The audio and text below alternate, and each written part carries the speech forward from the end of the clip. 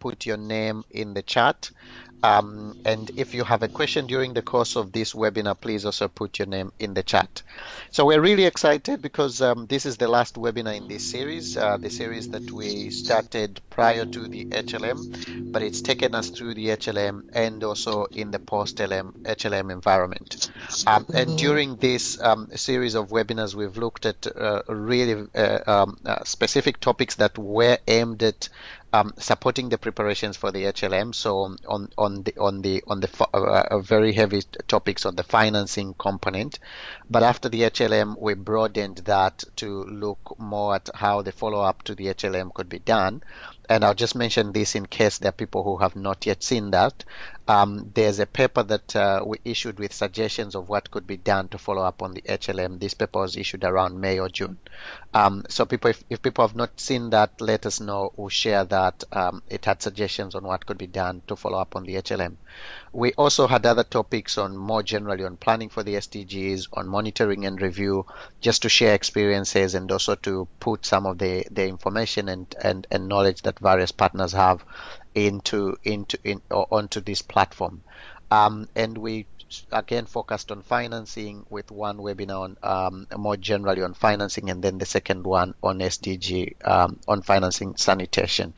Now we do understand these webinars have been designed with an idea of enabling them to cut across the many partners that we have across several regions. But in the future, we're looking also how we can strengthen these topics and make them much more aligned to what could be going on in various regions. And so towards the end of this webinar, we will actually have space to discuss any feedback on this series, and we are very open to hearing the feedback in terms of how we can improve going forward. So today's webinar is looking at sector strengthening. And when we designed this series, the idea was that at this point we should get some very specific country examples of what's going on the ground, how they have worked around the building blocks and collaborative behaviors. It was not meant to be on a very specific aspect of any of the building blocks, but it was to be more general. So that's why we're really excited to have the case of Pakistan, which we hope that colleagues on this call will find it helpful and insightful as well. And just to give a slight recap again of these really guiding issues that we have been looking at, mostly the building blocks, with the understanding that these building blocks are really what is needed to have a sector that is more effective. We are looking into printing them into posters so then people could just have them and maybe use them as easy aids for discussions. I will not go through explaining each of the building blocks. In case there's a question, let's discuss it. But at this point, I think that if we were to be explaining each of the building blocks, we would in a sense be coming here that's already combed. We know that the building blocks are also very much supported by the collaborative behaviors, which very much linked with development effectiveness. They are the how of they basically explain how you could put in place the building blocks. They look at the ways of working between government and partners and ensuring that they're really putting in place some of these key aspects to having a sector that's very operational. So I'm just seeing that there's a comment that Cameron cannot hear anything. Please let me know if or for others, let me ask if you can hear me. Please let me put in. Cameron, can you hear now? So I see Tamiz is typing. Please type in the chat if you can hear me, just so we can. Okay. Others can hear. So Cameron, he can't hear me, so we'll see if we can find a way of getting Cameron's audio to be back. Marissa, would you help with Cameron? maybe just explaining to him that he would need to um, press on to the bottom left of his screen, bottom right, there's a gear sign with a phone on it. If he clicks on it, it should be able to reset the audio for him. If not, he might have to um, uh, to log off and come back in. Okay, so I was just talking about the building blocks and collaborative behaviors, which are again aspects that I think are very well known among within SWA, but we'll be happy to get back to each of these if that's relevant during the course of the discussion. So like I said, the main interest now was to get zero in on a country case and see what has happened in this country from a few years back, and also how this country is incorporating the building blocks and collaborative behaviors and really building momentum towards strengthening the enabling environment. And the case that we have is Pakistan. Of course, when we open up, we can hear more from other countries, but we're also happy if there are questions, please put them in the chat or ask Dr. Saima and colleagues in Pakistan to get back to those questions. And we're also glad that our colleagues in Pakistan are also working around SACOSAN, and this presentation might bring some of that into the picture. So, Dr. Saima, I will now hand over to you.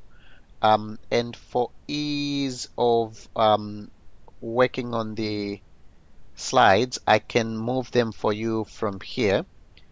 If that's okay. You can tell me, then I can move them on. Yeah, thank you, Sitali, and SWA platform for giving us an opportunity to present this case study and learning of Pakistan to not only to SWA event that was going on, but also providing us an opportunity once again to present the same thing to other partners through this webinar as well. Once again, thank you very much. One more thing I just wanted to add up before starting up this presentation. I have discussed in detail with Irfan Tariq Saab regarding the presentation. So whatever we are presenting currently is on behalf of Ministry of Climate Change. So Irfan Tariq Saab has his inputs in the presentation. Secondly, currently I'm not having a very good connection, so you might be moving on the slides. I may not be able to see it, but I hope and will try my level best that my voice keeps on coming to you and it's not disconnected. Meanwhile, definitely I will be moving up the slides that are in front of me, and Sitali, you can help it out to keep it aligned for other participants so they can move through the flow of the slides as I'm going through. Okay. Okay. Thank you. Now, starting up with this case study from Pakistan. As we have been provided with a template to present it in a better way and comprehend all the learnings within a shorter time frame. I will start up with the first slide that just to reiterate that how this partnership started up with SWA. Pakistan has been engaged with the platform since 2010, and this remained a very active partnership with SWA. The key momentum was gained once in 2012 we have prepared the first wash sector status report, and there were with this wash sector status report we became very active. Actually, this wash sector status report gives us insight about the key challenges that were around wash sector at that point in time, because before that we were in process of devolution. There were a number of things going around, and this sector status report actually brings number of challenges and issues for all the sector stakeholders, not only at the federal level but at the provincial level at that time. During this time, since 2010 till 2017, till today, Pakistan has been very active at number of platforms like in HLM high-level meetings and high-level political dialogue. Pakistan has been participating, and the participation is not just for the sake of participation. It was, I would like to say that from Ministry of Climate Change, Zaid Hamid has been very active, and he has participated. The Honorable Minister for Climate Change has been participating in number of high-level political dialogue and other activities. Same goes to political leadership from Punjab as well, like Tanveer Aslam, the Minister for PhD. He has also participated at number of forums. Pakistan participation in SWA forum is not binding on government of Pakistan. However, the policy level government representation and with the support of UNICEF considered this as an opportunity to overcome the challenges and issues for the wash sector. Now, moving on to the second slide.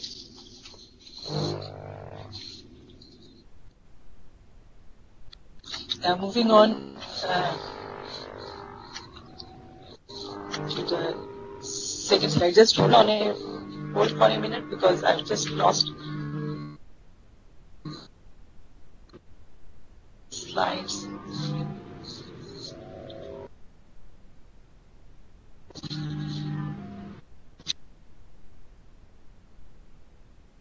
So, Dr. Samo, we've got the slide that says. Yeah, I know you have got the have got the slides now. It's reflective to me as well because otherwise it was not showing up at my system. Now the challenges which were there were around the devolution, because in 2010 and 11 the devolution took place in Pakistan. So from the federal level, number of ministries were devolved to the provincial level, and this includes water, sanitation, and hygiene subject as well. So the provinces were now at the driving seat to take forward all the roles and responsibilities. But the provinces were not prepared to take up the responsibilities, whereas at the federal level, we were not clear how to make the connect with the provinces and how to strengthen the systems at the provincial level.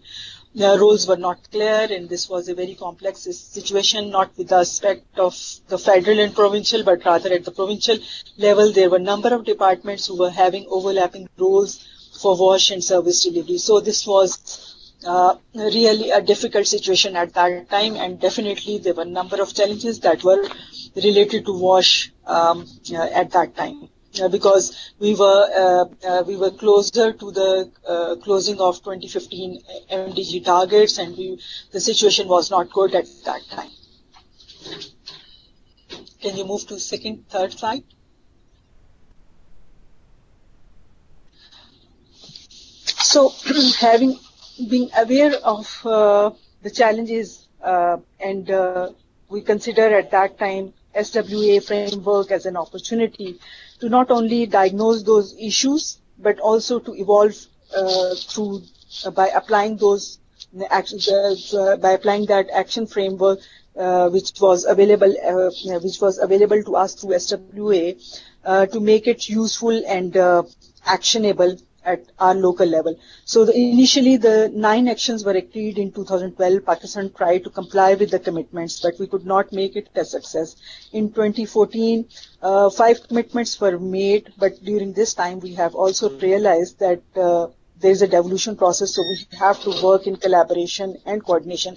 So our collaboration and coordination mechanisms were weak at that time, but we built on and considered it as an opportunity. We start engaging our provinces, and through consultative process, we have developed the 5 commitments. This inclusive process has helped us to make a good progress. In 2014 and 15, though, we made a good progress for those 5 commitments which we have made. During the same period, Pakistan has also adopted the building blocks, the 5 building blocks and 4 collaborative behaviors, like our high-level political leadership was there in Addis Ababa, and whatever that has been learned through that workshop and that platform was later on rolled out in Pakistan very in a very good way. Can you take me to the other slide? So, how we have implemented the frameworks and the learnings and the key areas around how we have implemented those 5 building blocks and 4 collaborative behaviors. Initially, we were not very clear, but once this the participants from Ministry of Climate Change and Public Health Engineering Department, they came back to Pakistan. Consultation took place, and we decided and planned how to move forward with all these things. So MOCC took the leadership role to roll out the capacity development for the provinces. What key areas which we have took and what key tools which we have taken forward to implement and to take out the results and actions which we were actually planning to extract through by adopting this process. So one of few of them was, which I have tried to capture and present it here, one was the wash bag tool and joint sector review. The capacity development was linked to the development of provincial stakeholders, and we have conducted those wash joint sector reviews. Currently, we have been successfully able to conduct the joint sector review for KP, for Sindh, for Balochistan, and we are planning for Punjab as well. SDG costing tool was also utilized, and we utilized the approach of learning by doing and doing by learning. It was the key to understand the SDG costing tool. These were utilized both in national and provincial workshops to plan and guide provinces on how to plan budgets versus SDG target, because this was one of the most critical thing around joint sector reviews. We cannot make sector reviews without having, without setting the targets and then without having the actual costs that are to be incurred as a result of making those targets workable. So this was really a challenge, and this remained a very consultative process in all the joint sector reviews that we have utilized both SDG costing tool and wash bag to develop a very actionable joint sector review. Sitali, can you move to the next slide? Yeah. Then setting the target for SDG, because SDGs were adopted, they were signed by the government of Pakistan, but it was just the SDG target, they cannot be localized, they cannot be transformed into action till the time we set the targets.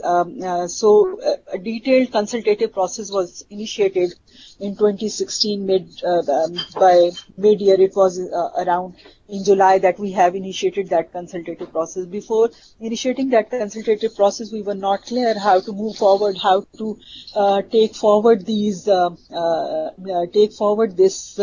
big agenda of setting the targets, because we were not facing the challenge. It was not that we have to set the target at the national level. We have to set the target at national level and then take it forward to the provinces as well, and then definitely helping the provinces to localize it further to district level. So that was a challenge. But we, with the support of UNICEF, we took up that challenge and thought to initiate at least the consultation. So the first consultation took place in Islamabad. All the key stakeholders from the provinces and the regional governments, they have also participated. By regional governments, I mean the government from AJK, FATA, GB, they have also participated. So there were very concrete inputs from all the stakeholders, and we were able to develop and establish a baseline at national level for safely managed sanitation and safely managed water, which was a big achievement of this workshop.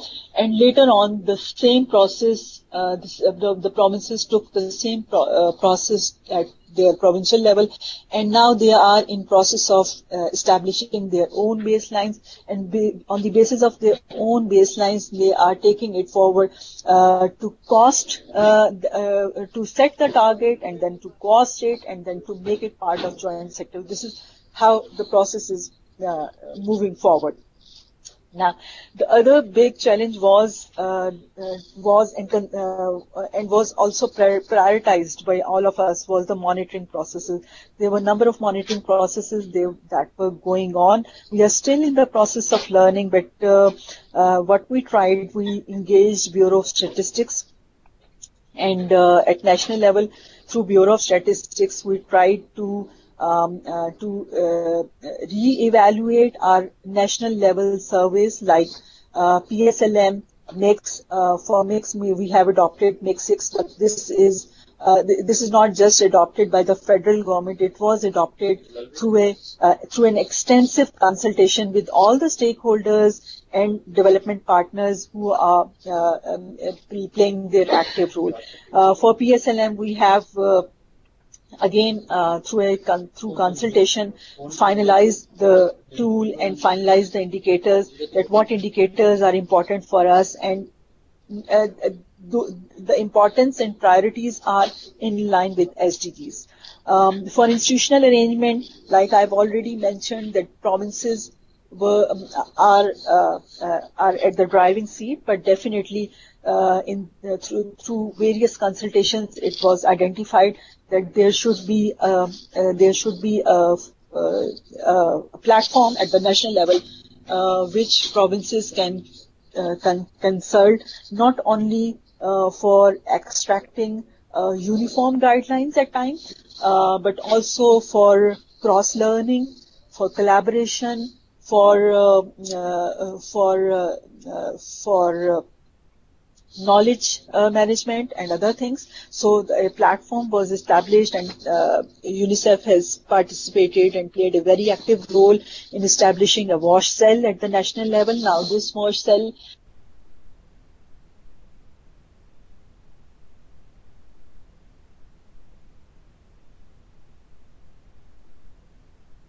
Oh, we just lost the connection with Dr. Saima. I will try and reach her via telephone. Cameron, may I just ask if you could share with me via the chat the number that I can most likely reach her on? Then we can call her on telephone and Good talk. Yes, hi Stali. I'm here, and if you want me, I can fill in the gap till the time we have Dr. Saima back. Okay, that would be great. I'm also back, Kamran. Oh, she's back. Okay, thank you. Yeah, so I Thank you. just lost connection. Yes, now I will give you an opportunity. Don't worry. So this WASH cell was established at the national level, and it's approved by PND, and it's the formal institutional structure that exists at national level and has, although not very, I mean to say, extensive connects with the provinces, but definitely we are in an arrangement where from provincial level, provincial and federal level coordination takes place. Can we move to next slide? So now coming towards the area of learning, there are a number of other things which I wanted to mention, but maybe I have skipped. So Kamran is there to fill in the gaps till the time. Now moving towards the next slide, Pakistan commitments, whatever we have made at different forums, are homegrown outcomes of our joint sector reviews, and they are the indigenous targets for SDGs. And these commitments are announced at various forums like SWA, HLM, and definitely the previous framework, accountability framework for SWA, was quite helpful, and we have learned number of things, and it proved to be a good and a great opportunity for us to build all these things, because whatever we have built in terms of our system strengthening, in terms of our SDG target setting, and then preparing up the concrete plans was through that SWA framework. As a host of Next SACOSAN, we are promoting among South Asian countries to draft a declaration that is under the umbrella of SDG. And definitely SWA commitments will be aligned with regional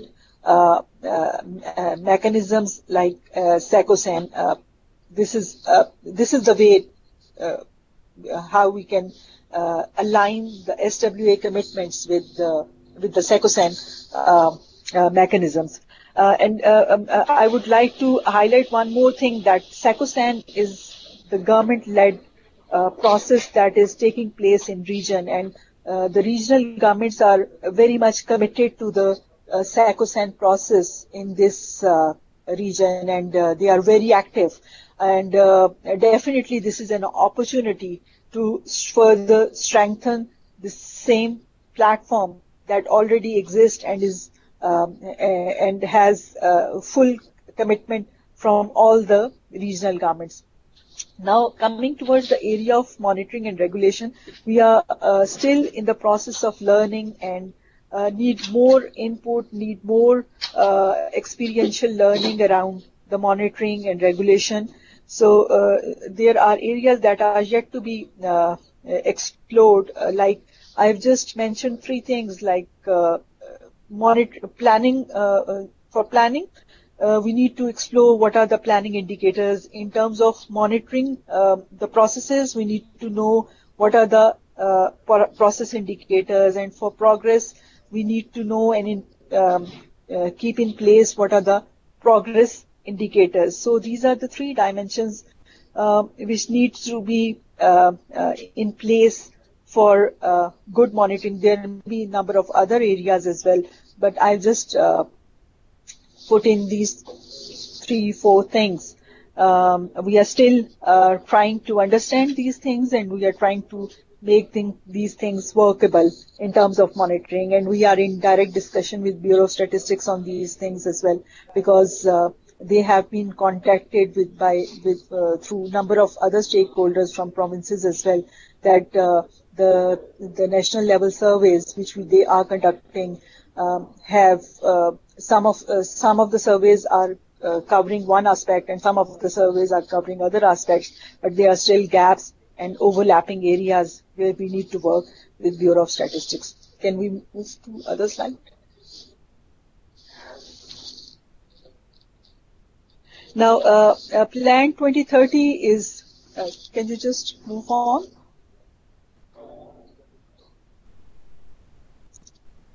Yeah. So this is Plan 2030, which, can you move on? Because we have to reflect the joint sector reviews as well. Yeah. This is the, no, go back. Yeah.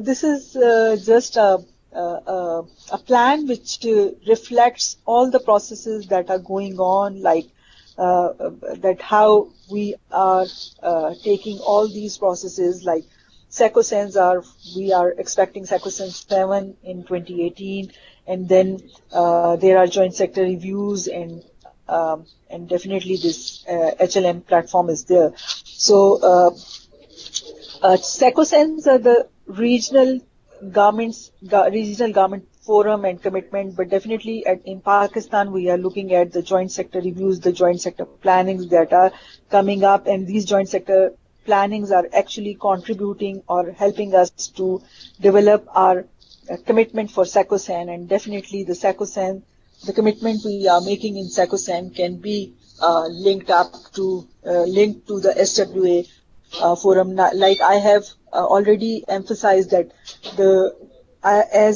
all of our processes, all of our actions, all of our activities are built on the key area or a key point of SDGs. So I think this is an opportunity to make it further workable for us, not as here at national level, but we can engage other member countries as well in the same process. By 2022, we are expecting ODS Punjab. So the joint sector reviews, GSR4 will be the one. Then it will contribute further, and 2028 you can see that how this process can be reflected in the future. Can you move forward?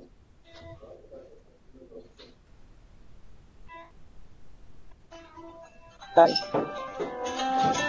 Now this is the enabling environment framework which we have developed with the support of UNICEF, and I think Kamran will be able to comment on this enabling environment framework which UNICEF has developed and has full support from Ministry of Climate Change and Ministry of Climate Change, not at the federal level, but we have the support at the provincial level as well. Kamran, if you can explain this concept for enabling environment, how we have developed and how it works.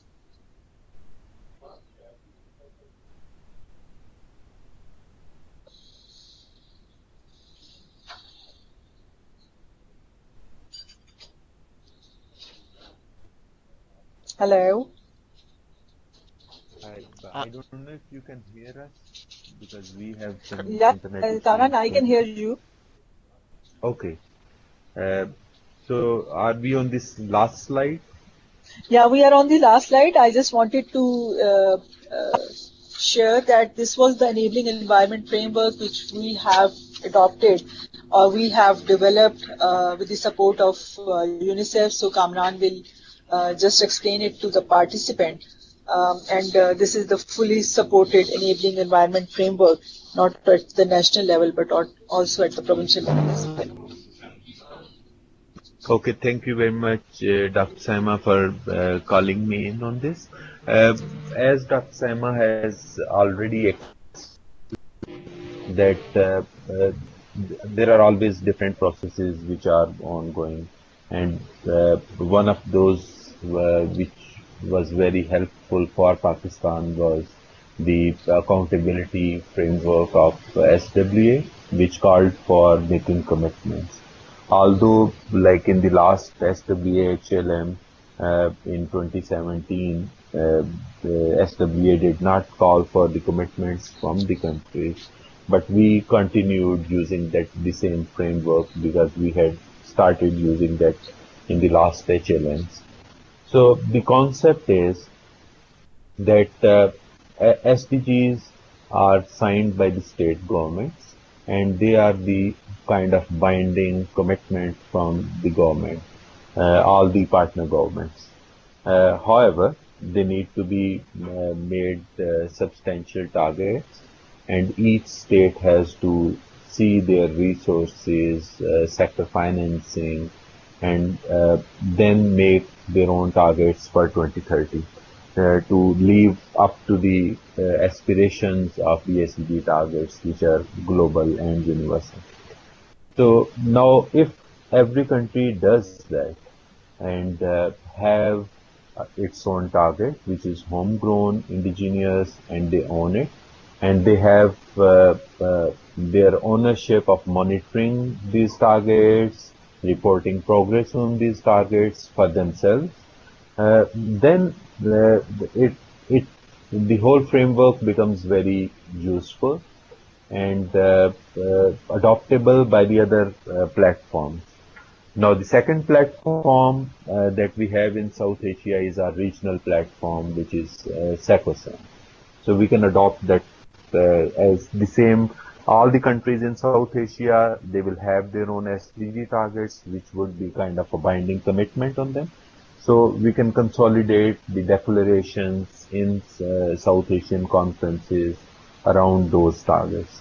And similarly, if there are forums like SWHLM, the countries can actually go to those forums and announce these commitments, which are in fact their own commitments, but they're just sharing it with the peers and international community and announcing it loud so that the others can also participate and in holding them accountable or looking at their progress and learning from them. Now the same framework is now in this slide, that how does this happen in a country? In country, the major thing is this budget cycle. And we at the end, what do we want from advocacy, communication, and all these efforts is that the wash sector, the sanitation sector gets maximum budgetary allocation, and then there are sector financing needs outside the government budgets also. In Pakistan, the budget is announced normally in the month of June. So the next budget year starts, if you go clockwise on this diagram, like July can be called the start of the budget year. So we are looking at that the sector studies, surveys, especially mixed survey, PSLM survey, or sustainability check studies, or service delivery assessments. So we have all this evidence ready in the sector before the December of each year. And that's where we can bring in all the stakeholders in voice sector at one platform, and we call that joint sector review. So with all this evidence, an informed group of people participates in joint sector review, and there we use the tools like washback and SDG costing tool to basically facilitate the discussion. And if we use washback, then we have 5 building blocks and 4 collaborative behaviors, basically structuring this whole discussion. And then we move on, and from there we come out with these indigenous provincial commitments. In Pakistan, we call them provincial commitments, but for countries, these can be national commitments. Because in Pakistan, provinces are independent, so we have to take from the provinces, but it can be a national. And then this can be around which we work, we pay for the communication and to the commitment, labor to the commitment, and then go into the preparatory process within the family. Then we have the process in front of us, and that in more realism. So leaving this cycle on the right side, on the left side, you can see that. Cameron, I'm not sure that it's only my line, but you seem to be breaking. Oh. Okay, so let's try again now. Yeah. I just completed it. We have. Unfortunately, it's not. It has not improved. So the thing can Kamran, you disconnect and reconnect again? I think the time you can take on from here, and maybe I'll use 3's computer, which is very close to me.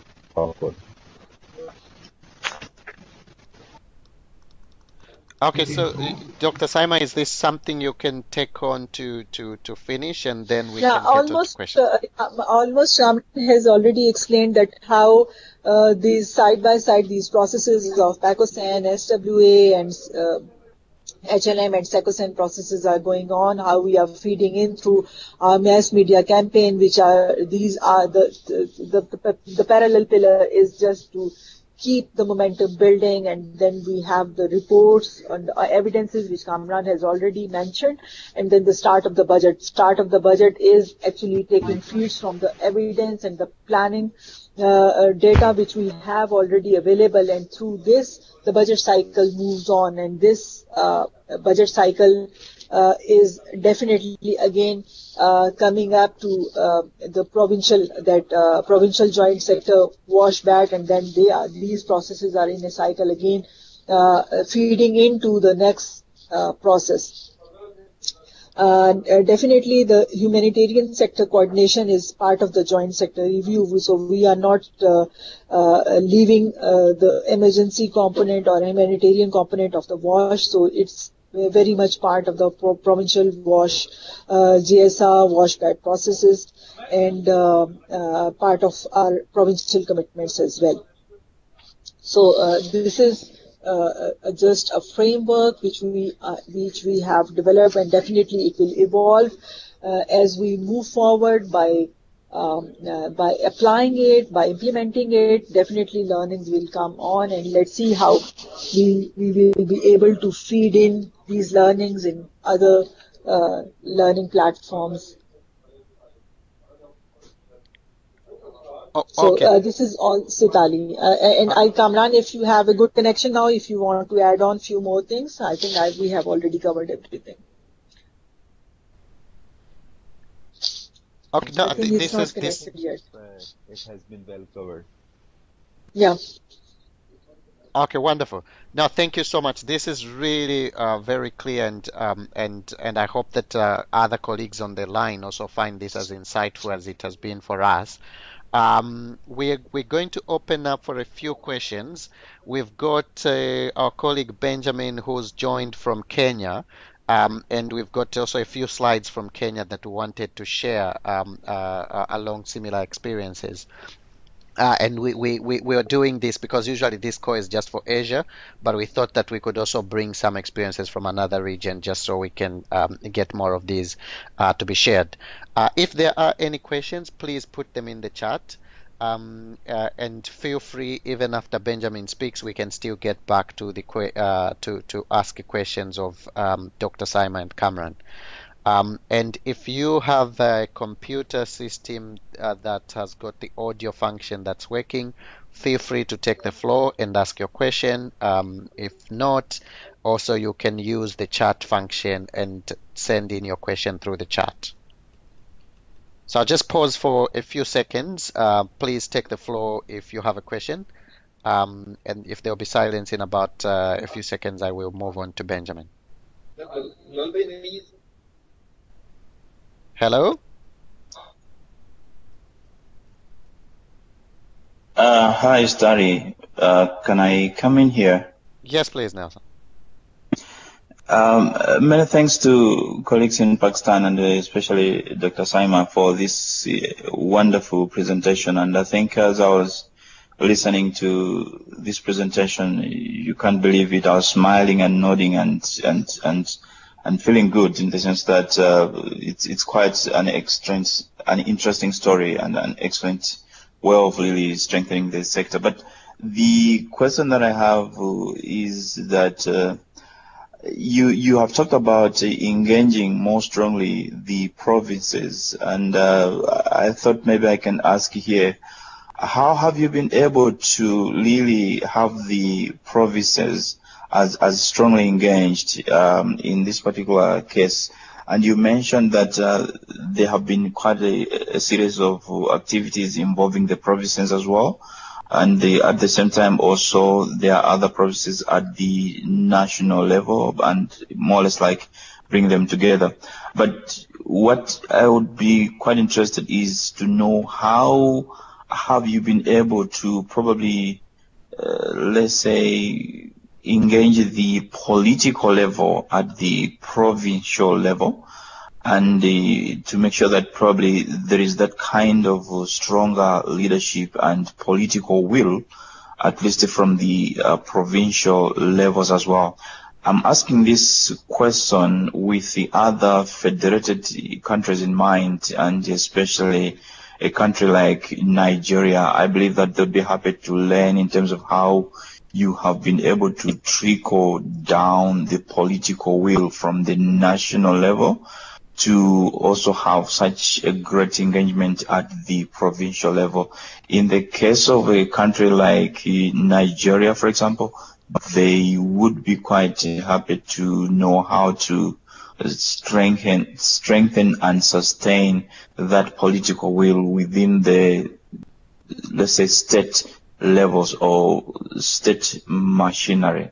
It could be just good to hear from you what was the secret, and if there were incentives, what were the incentives to have the political will generated at the provincial level? Thank you.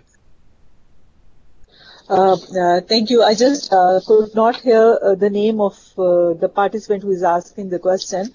If you all can hear me, I just wanted to respond, and if something is left, I think Kamran can add in few more things from his side, because UNICEF has been a very active partner with Ministry of Climate Change in making this happen.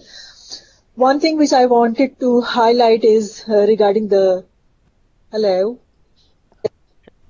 Hello, hello, Dr. Saima, we Can can you hear hear you me? very well. No. Thank you. I just wanted to highlight one thing that it's pointed out, that how we have engaged the provincial level or make it possible that the provincial level stakeholders and provincial level key departments and political leadership is on board. I just wanted to mention there were few challenges around the wash sector after devolution. We were not, the provinces were at the driving seat, but they were not knowing how to move forward, how to drive that car. And same goes to at the national level. We were not knowing at federal level what are the responsibilities and how to those responsibilities and roles forward, and how to develop what coordination mechanism that needs to be present to make that happen if we have to trickle down something to the provinces. Meanwhile, in the same time frame, this accountability framework was there, and then we have this SDG commitments and binding from Government of Pakistan. So these two things become a great opportunity, because we were not going forward and we were not progressing forward. So the provinces took this thing as a gap and a challenge. So what we did, that we at the national level, first of all, there was a thought to establish a national level platform which can engage the provinces, but this cannot be done alone just by talking at the national. We need to have that formal established structure at national level to make it moving and to connect with the provincial governments. So for that thing, the UNICEF starts advocating to establish that platform. And I have just highlighted in my presentation that a WASH cell was established at the national level. So the establishment of WASH cell, and then identifying through a capacity need assessment that was again supported by UNICEF, that this capacity need assessment at national level identified that what coordination levels mechanism are required to be in place at national level to make close coordination with the provincial governments and the regional governments within Pakistan. So this is how we move forward in establishing. So we have utilized both things, the accountability framework and the SDG opportunity. Both of them were utilized, and definitely there was a motivation in between at the same period when in 2015, 2016 it was announced that Pakistan has achieved the MDG target for sanitation. So that was a big motivation, and it was again utilized as a tool to motivate our political leadership. Look, this is what we have achieved, and we can move forward and go ahead of other countries in the region if we take it as an opportunity, this SWA platform and this SDG commitments. And definitely from this thing, it has picked up that momentum which was required. And you know what, one thing that happened in between was that Pakistan, it was around 2015 that Pakistan has developed its Vision 2025. That was a planning document developed by Planning and Development Ministry, PND, at federal level. So that Vision 2025 includes a number of things that actually gives us the vision how to move forward. And this vision 2025 was then later on aligned with SDGs as well, and definitely with number of other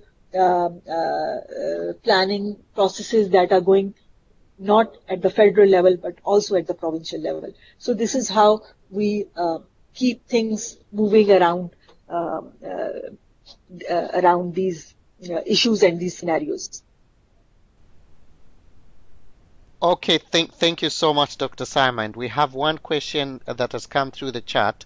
The question is, please share the reaction of your political leaders after attending the HLM.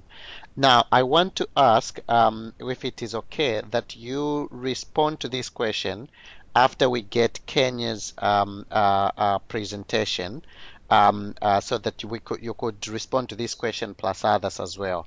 At this time, I'm also looking at the clock, and I'm hoping that we can be able to get as much from Kenya in the coming Thank you. minutes. Okay.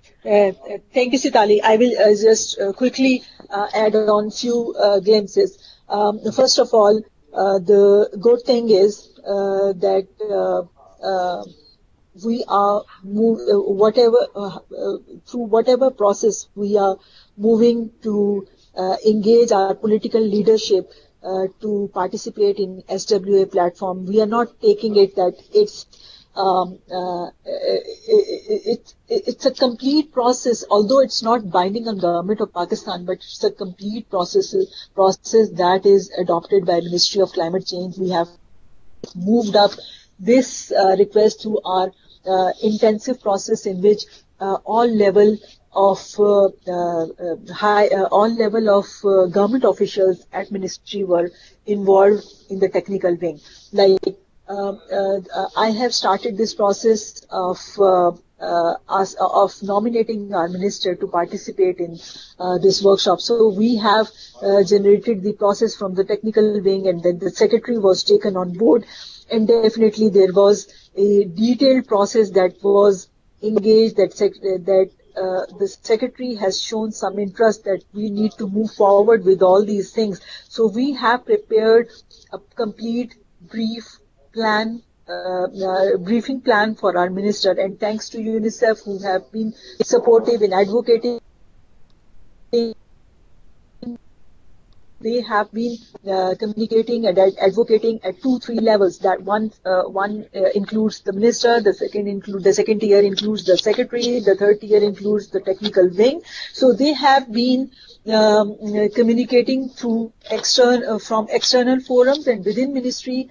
The cell was there to propagate things and take it to the relevant forum. So once minister identified and realized that, look, this is the key opportunity, so we should not decline to this request. We should be part of that platform, and not only part of that platform, but rather to support it. And then again, that is a self-driven thing. Definitely, number of things were highlighted at that time. One was SDG, and definitely the key key issues around wash, stunting, malnutrition. So this has actually mobilized our high-level political leadership to just convince themselves to be part of these processes and to participate actively. And definitely both of our ministers who have participated in high-level dialogue, they were very convinced, and they were not only convinced, rather in our consultative workshop, these ministers have not only participated, but they have trickled down what they have learned, what they have seen, or what they have experienced in these workshops in which they were invited, in the dialogue in which they were made part of. So it's been a very encouraging thing in Pakistan. Okay, thank you so much. Really good, great insights, and I think we can continue also with this conversation. Let me call on Benjamin now, who's from Kenya. And also, let me say, if you have not put your name in the chat, please do so. And if you have a question while Benjamin is speaking, whether on his presentation or on the presentation we're just finishing, please put it in the chat. We also have towards the end of this webinar a few questions just on your reflections on how you found this webinar series. So please, I would like to ask if you could stay on just so you could really help us with those insights. We are very, very keen to hear from you. Benjamin, over to you.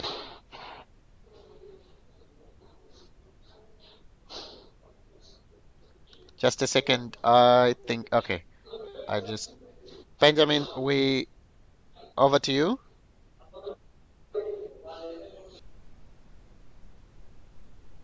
Hello? Okay, I will call Benjamin on the phone. It will take just a few seconds. Hello? Hello? Yes, we can hear you. Can you hear me? Loud and clear. Thank you. Thank you so much, Sitali and Dr. Saima from Pakistan for the presentation. My name is Benjamin. I'm making this presentation on behalf of my director, Kefon Bacho. And I'll start by saying that the next slide, which is talking about Kenya's systems and processes to face challenges posed by the SDGs. And I must say that Kenya, we've had our vision way back before the building blocks, and that is our Vision 2030, which is our blueprint. And the current policies and institutional arrangements are well developed, but we still have a number of bottlenecks that exist in the financing area and human capacity, monitoring and evaluation, and tracking the expenditures that are currently being spent by our WASH partners.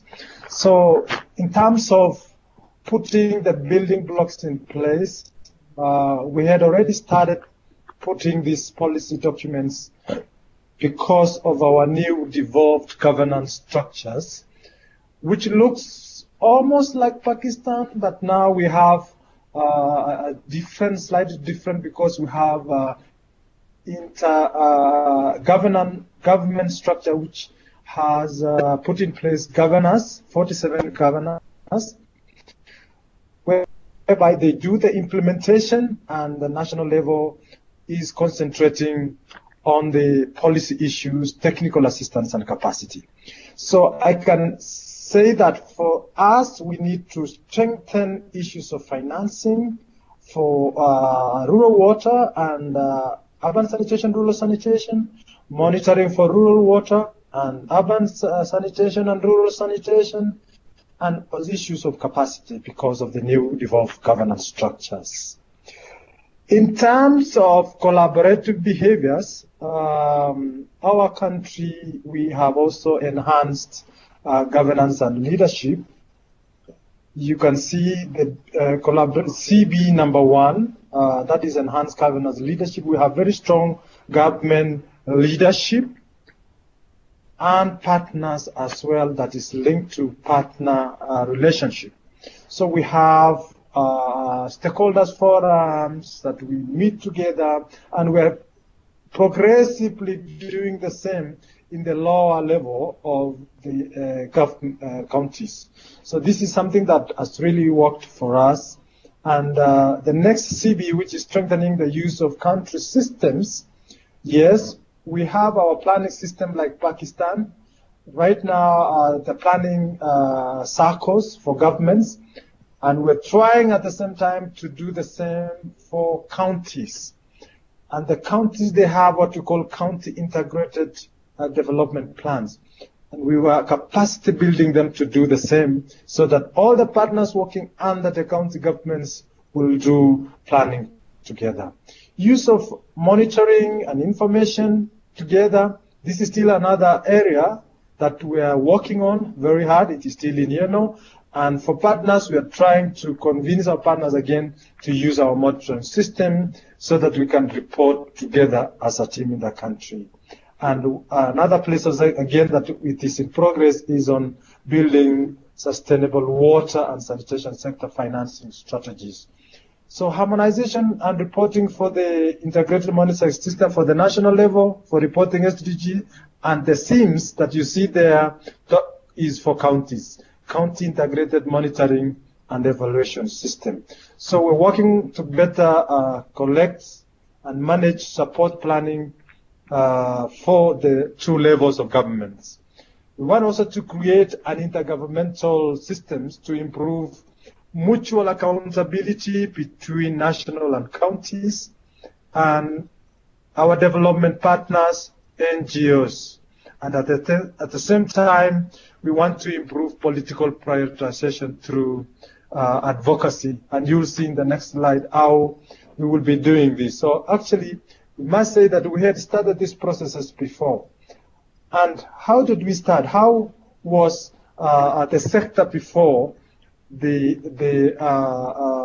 SDGs and the collaborative behaviors and building blocks? We began with the Itiquini commitments, the year of sanitation, that is 2008. Our ministers committed to specific sanitation issues during this time. So this is the beginning of us aligning our issues together into the Vision 2030 for the country.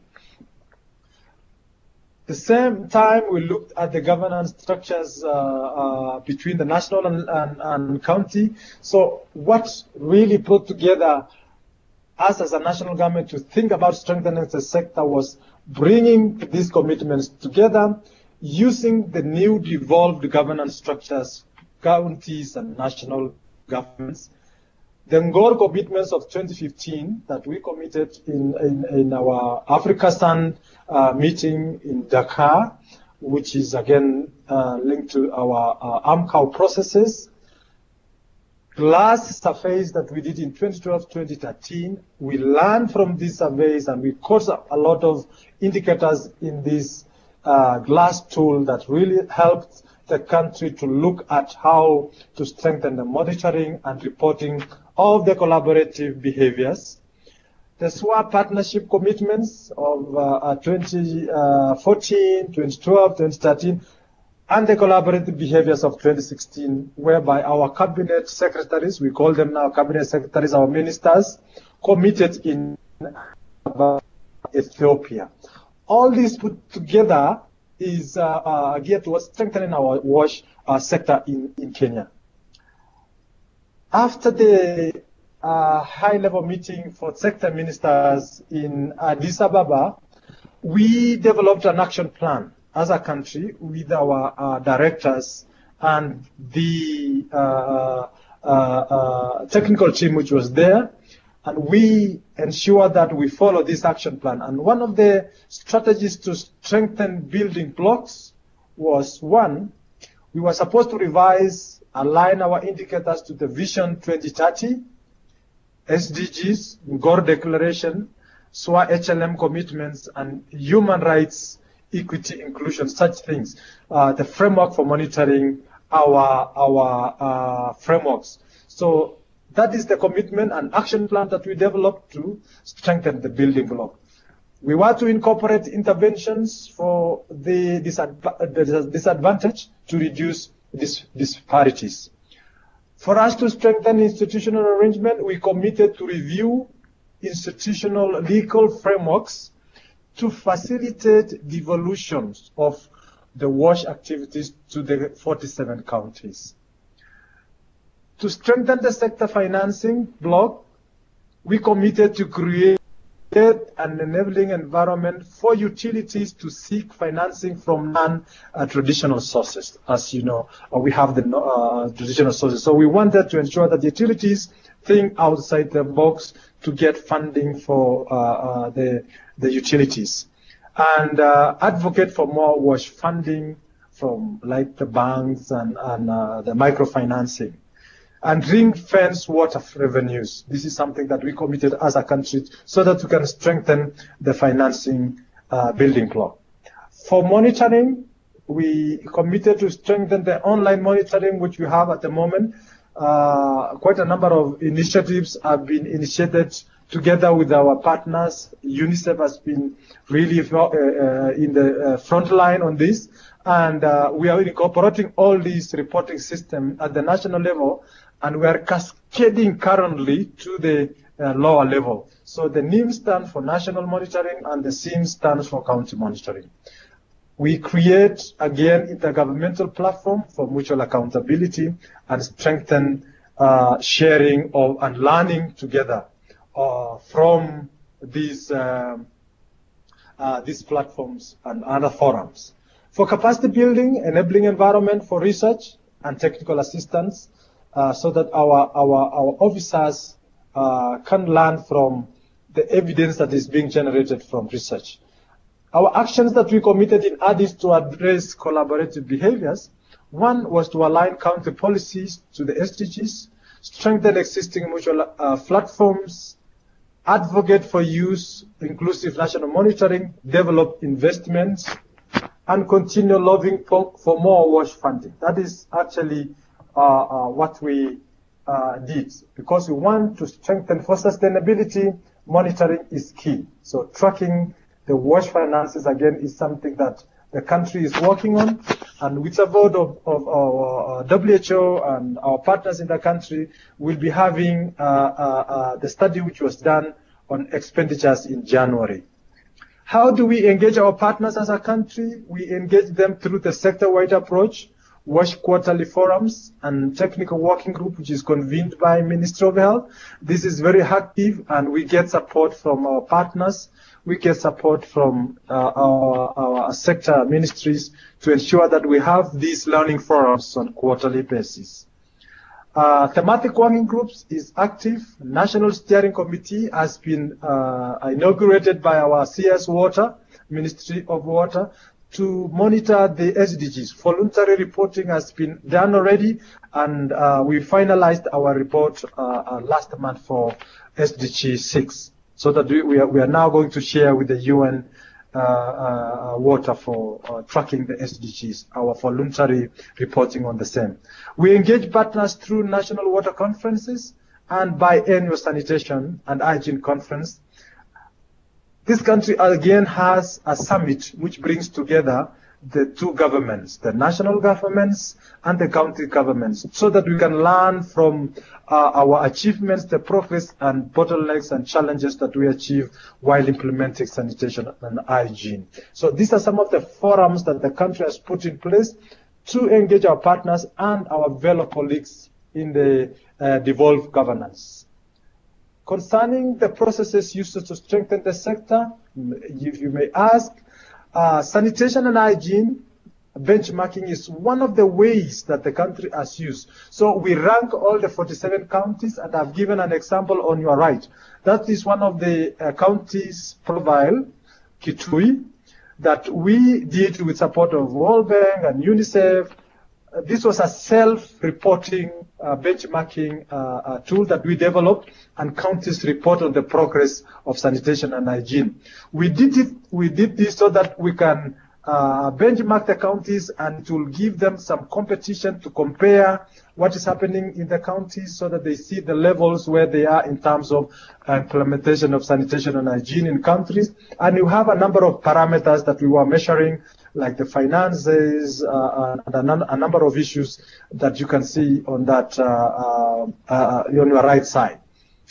We use water sector joint sector review, which is very active, and this way it strengthens the sector.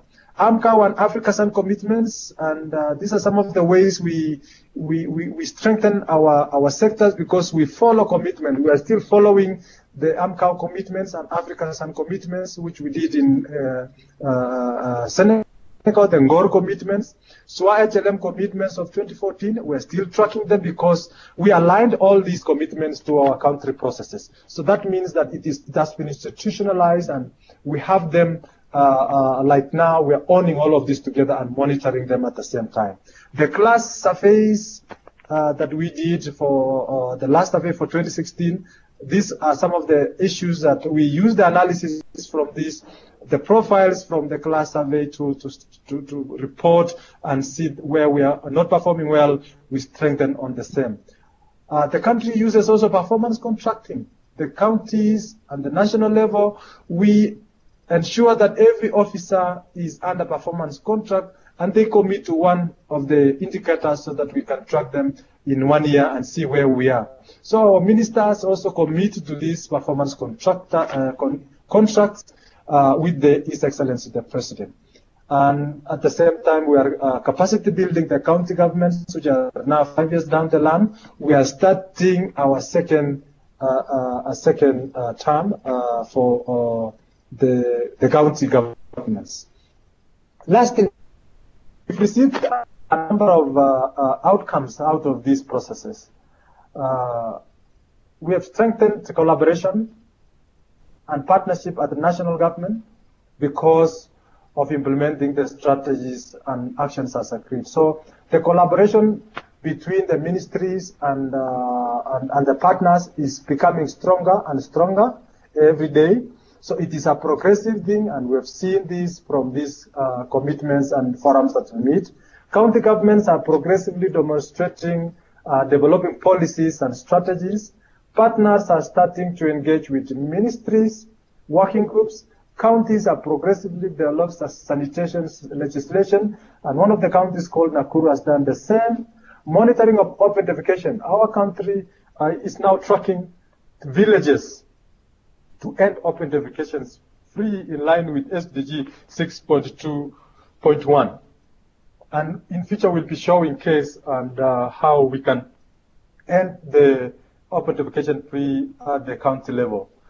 Some counties have started developing sanitation and hygiene investment plans. This is progressive, and Water Act has been enacted. So this is policies for the same. Actually, we really appreciate these commitments and the action that we have put in place, because we are learning from it. We are making mistakes from the same, but also it's helping us to move forward as a country. And finally, we would like to learn from maybe some of the countries which have good fecal sludge management, because this is an area that we would like to know more about, how to track the leaks and how to report on the same, so that at least we can strengthen this area, because this is an area that we would like to report during our next round of SDG 6 voluntary reporting. Thank you so much, the Asia team, for listening to me, and Sitali for allowing me join my colleagues in the Asia side. Thank you, and bye-bye. Thank you so much, Benjamin, and I hope you still have a few minutes in case there are questions. And I see that colleagues are typing. This is really interesting, just seeing also the parallels with Pakistan in terms of devolution, and I think sort of the questions that we were having around that political momentum and getting also the provinces or the counties to fall in line or to work together. I think that's really interesting. So I will at this point pause for a moment and see if there are questions. I see there is one person who is typing, but for those of you that have got mic enabled gadgets, please feel free to take the floor and ask any question that you might have to Benjamin or even to Dr. Saima. So I'll just pause for a moment and see if there's any question that we have.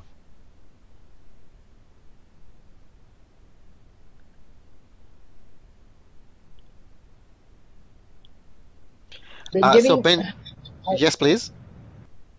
I'm Angalika from Sri Lanka. Benjamin, it is thank you very much for your presentation. Actually, it is very interesting. Could you please explain briefly about the performance contracting? I think it is very interesting how you are doing this performance contracting. Your slide, previous slide.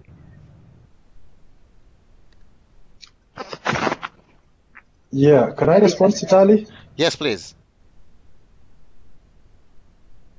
Yeah, thank you so much. Every year, we from all government officers must develop we must develop performance contracting based on our action national plan. So starting from the officers all the way to the minister, we have to develop some specific indicators that will be tracked in 1 year. And we have priority, like a flagship projects for the Vision 2030. So our minister makes sure that he commits to those flagship projects which are have high impact for the country. So the high impact parameters which will make sure that we achieve our Vision 2030, the ministers make sure that we commit to those specific activities. And it is cascaded all the way from the minister to an individual performance. And the minister signs the performance contract with the president and cascades the same activities to the directors all the way to the technical team. That is how we are using performance contracting to fast track or to accelerate the achievements of our activities in terms of sanitation and hygiene. And the last year, our minister committed to ending open defecation free by 2020. That is one of the performance contract, if I can give an example, for the last year, 2016-2017, and we are still following on the same to make sure that our minister achieves the same activity by the year 2020, because it is very ambitious and we are really working very hard because it is being followed every quarter and we have to report the progress of the same. That is how we are using performance contracting to strengthen what we are doing in terms of the commitments. Okay, very clear. Thank you, Benjamin. Thank you so much. Do we have any question to Benjamin or to Dr. Simon? Oh, so if there is a question, please just feel free to type in the chat and I will pause. I will stop whatever I'm saying, to give you the chance to ask. Benjamin, just to say that you posed this very big question here about tracking, how to track, monitor, and report on fecal sludge management. So if there are people who have actually some experiences on this, please do share your experience or just indicate, and then we can make sure that you and Benjamin link after that. Earlier today at the Secretariat, we looked at this question, Benjamin, because you had sent this slide around before then.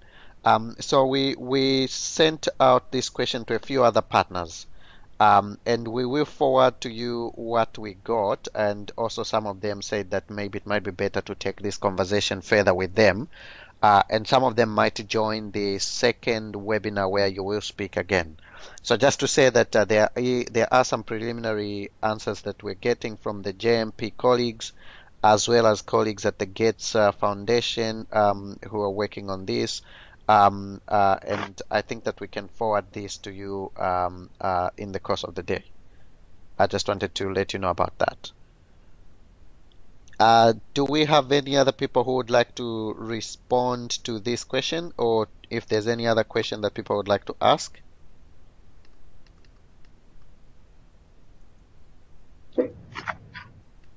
Okay, if we don't have any question, we just had a few questions that we wanted to share with you so that we could get to get some input from you, And these questions are mainly about the series of webinars that we're just finishing now. So this will be the last for 2017. In 2018, we're yet to develop that series and we'll announce when that will start. But if you could just take time to reflect on the questions that you're seeing now, and you could share in the chat or you could take the floor to speak, either case would be fine. And I'll just read the questions in case there are people who are not able to see the visual. So the first question is, did you find the topics that we covered to be relevant for your work? And again, I'll just do a very quick recap of those topics. We had topics on financing of the SDGs, and a very specific webinar also on financing on sanitation financing. We also had topic on planning and monitoring of the SDGs, and we also had topics following up on the HLM to share insights from the HLM. We also had topics on the follow-up and review of the SDGs, as well as the one that we're just finishing now on sector strengthening. So that first question, did you find the topics covered to be relevant for your work? The second question is, were you able to apply any of the information you learned in a webinar to your work? We're just keen to see if this does not end just with this conversation. Also, based on your overall experience, did you find the webinars to be useful? I mean, you could pick on any of these. And what is your preferred frequency of the webinars? Right now, we're doing every month, but we want to hear whether every month works for you, or whether you might think that this should be rethought, and we're looking at, is it once every month, or once every 6 weeks, or once every 8 weeks? And then if you have any topics that you would like to cover in the next series, that would be good. So I will end there. If you've got thoughts, please share. Take the floor. If you've got, if you want to type, we see there's already some input coming through typing. That's great. So I will pause now to hear any input on this.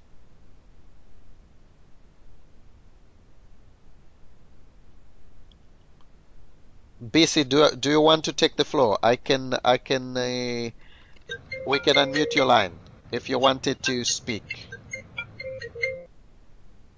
BC, your line is free. If you wanted to speak, you could take the floor.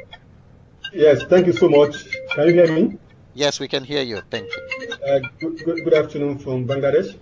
Yeah, I was just trying to respond to the questions, and I was just trying to share the experience of, how useful these topics have been. And for me personally, the topics have been very relevant and useful. And we've been trying to use that to engage with the governments. And yeah, we are trying to use it to see how we can provide a living environment here as well.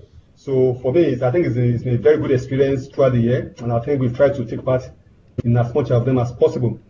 In terms of frequency, I think, yeah, maybe on quarterly basis, I think it's useful to have them on quarterly basis so that we can mobilize more of government participation.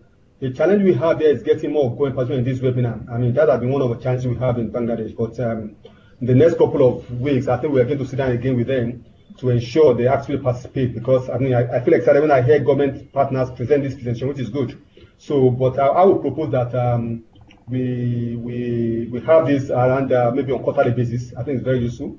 And the last, in terms of the topics, I think again, enabling environment is an area which we have to come to focus on definitely. Government has to take leadership. And for going to take leadership, we have to come to speak about it. We have to come to make sure that they understand the implication and what inside they have to do. So for me, I think we have to come to talk about the enabling environment within the framework of achieving the SDG World targets. So I think those are the few topics and issues I want to add to the discussion. So thank you so much for putting it together. I think it's been very interesting, and yeah, from this end, I think we enjoyed it. Thank you so much. Okay, great. Thank you so much. And also, as you were speaking, we had other input also coming through the chat, and I appreciate all the input. We appreciate the input coming through the chat and also through the audio. I think there was somebody who was about to say something.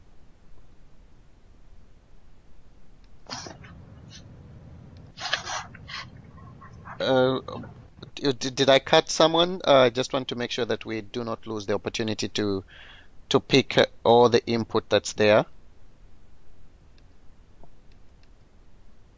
Please just type in the chat and let us know if you want to say something. Benjamin, your line is still open. Mangalika, your line is still open. So I'll just go through some of what we're seeing in the chat, that we need to get more participation from, of course, government and other constituencies, including private sector and CSOs, and private sector that's almost missing. The academia are almost missing. That's one point that's coming through from Cameron. And CSOs need to be more actively engaged.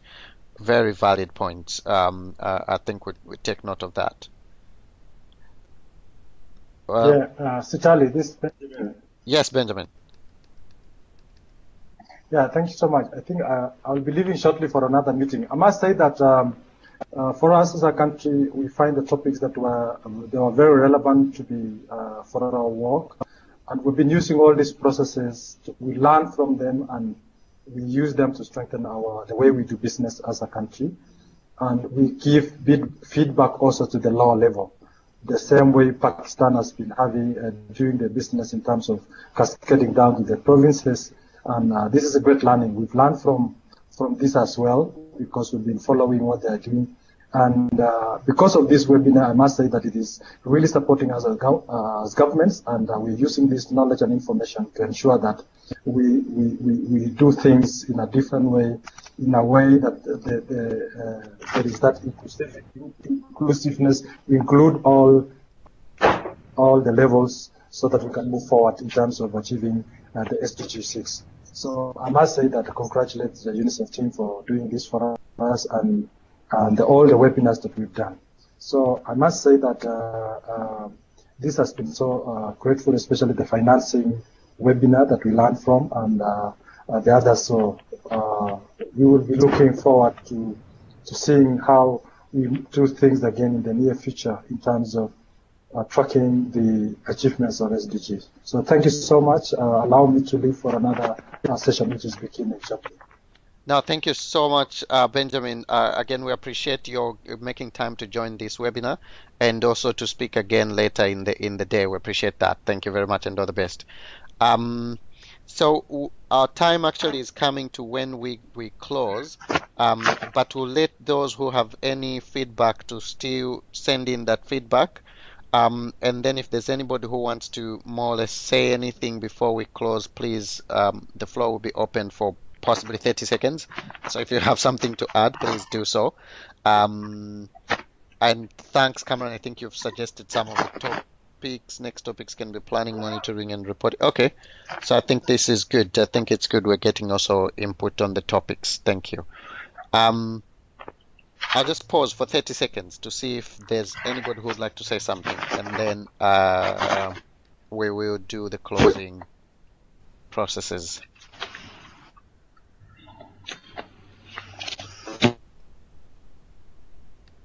Yes, Itali. Hello. Yes, Itali. That Yes. I fully agree with Cameron's statement to have next topic as planning, monitoring, and reporting on SDG targets. I think it is a very valid point for our sector development. I think. Okay. So more endorsement for that suggestion of the planning, monitoring, and reporting on SDG targets. And then topic number 2, Cameron is suggesting identifying sector financing gaps and advocating for filling these. And then there's also a third topic, we need to focus more on innovative financing. Okay, so this is really good. We appreciate the input. We'll see how we can design something that fits these topics. So at this point, I will just call on Nelson to see if there's any sort of additional things, Nelson, you might want to say. But from my side, I just wanted to thank the presenters, Dr. Saima, Cameron, and Benjamin, for the very, very good insights from your countries, and also the collaboration, of course, between government and other partners. And obviously, we need to work more on getting this to be a reality, and we'll share these experiences even more widely. And just to thank you also for all the support and the people who've attended this through the many months that we've been through in this last year. It's really been very educative, but also interesting. Hello? Okay, so I think at this point I will just ask Nelson if you have anything to say before we close. Many thanks, Sitali, and also many thanks, colleagues, especially the presenters in this webinar today. I definitely agree with you that we owe a great deal of appreciation to the presenters and also the partners who are doing quite a lot of work behind the scenes to support and strengthen our government system as well. And I think I hear in most of these webinars the mention of UNICEF, the mention of the World Bank, and of course I know there are many other partners as well. And what I can say really for me is that these webinars, having joined the SWA mid-year around the June or let's say July effectively this year, I can say that I've learned quite a lot about the work of SWA through this series of the webinars. They have kind of like brought to life the partnership. So I will continue really to value the webinars, and I realize that there is, of course, opportunity to improve here and there, and already ideas are coming from the government colleagues in terms of how we can improve the next series of webinars. This is all appreciated, and I'm sure we'll have chance to get more ideas, especially through the surveys that has been launched in some few days back, and maybe to get a little more details also from the partners. But trust me, it's been always a joy to hear countries present, to hear discussions and even questions. And I think in my own capacity, this has helped quite a lot in terms of understanding really what we are up to, and also it has given in some areas some sort of confidence in terms of how we are going to deliver the SDGs, which is really our main challenge for all of us, especially in the sanitation sector.